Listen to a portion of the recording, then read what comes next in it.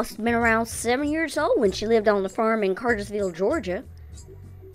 Yeah, they were sharecroppers back then. One day, her stepdaddy, Ernest William Carter, held his contest, and whoever could pick up the most cotton would win a prize.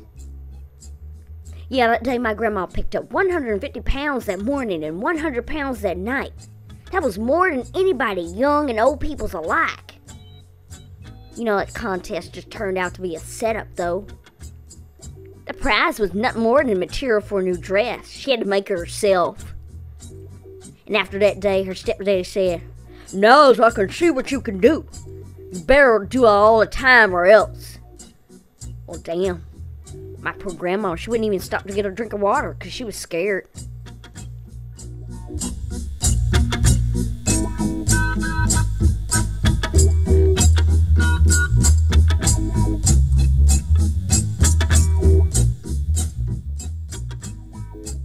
Somewhere in southeast Kenya, Hadia's business is to breathe in and out amidst the immeasurable absence of water.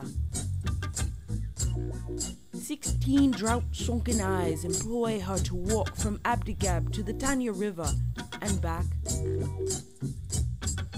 Death pressing up between her toes on each gritty step. She will never question these marathons, even after the earth has given up, cracked and wept under nature's corruption. Sometimes, out of a shaitan comes deliverance. An Oxfam truck appears with 20-liter containers of water, and the fiery upheaval of dust settles down over the long line. Her sole reason, the dry, sticky mouths to relieve, erupts a nympholeptic wish to break the day's cumbrance, snatching as many of those containers as she could, so that she can finally just drink herself clean. But considering her own weakness and the magnitude of this intumescent hell, she succumbs to an ascetic resolve to wait her turn.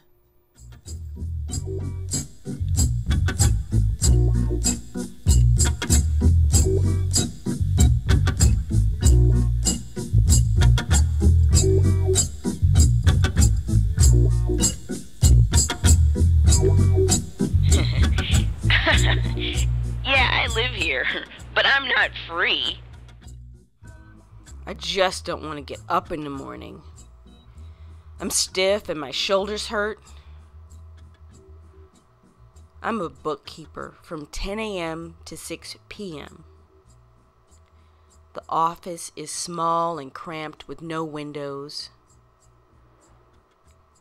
I got this job because I craved the knowledge of numbers and wanted order and weekly figures, taxes taken out, and of course medical insurance. This stability was supposed to set my evenings yellow, orange, and free. However, nirvana only equals 0 when balancing 6 different banking accounts. And 0 is absolute and true, even when cooked. As the bookkeeper, I know all of the operating capital is borrowed, and the profit and loss statements that I prepare are only a part of a campaign to borrow more money. The projected new business to support this need to borrow money isn't real, and always turns out to be less than budgeted.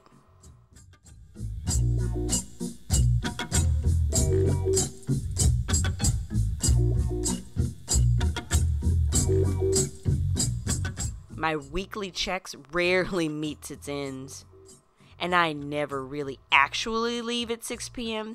because each task takes twice as long as expected. And while I sit next to a machine that dispenses my choice of hot or cold purified spring water, I leave the office thirstier than the day before.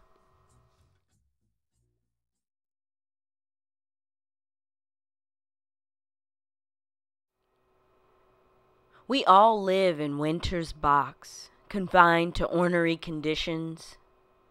These cardboard restraints have always been too weak to hold us. Yet we desperately wait for this coal to heat, these bones to leave, our freedom to bequeath.